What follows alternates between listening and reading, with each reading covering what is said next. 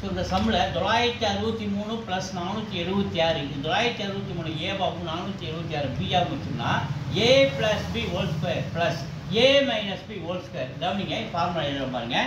A plus B whole square is equal to A square plus B square plus 2ab. இங்கே பாருங்க A minus B whole square A minus B whole square வேணும்னா A square plus B square minus 2ab. So இந்த கணக்கில் ரெண்டுத்தையும் மேலே என்ன பண்ணுறாங்க, நீங்கள் மட்டும் ரெண்டுத்தையும் ப்ளஸ் பண்ணுறாங்க. A plus B whole square A minus B whole square plus பண்ணுறாங்க. ஸோ நம்ம ரெண்டுத்தையும் நம்ம என்ன பண்ணணும், அடிஷன் பண்ண போகிறோம். ரெண்டு ஈக்குவேஷன் நம்ம என்ன பண்ண போகிறோம், அடிஷன் பண்ணும்போது plus 2ab minus 2ab cancel.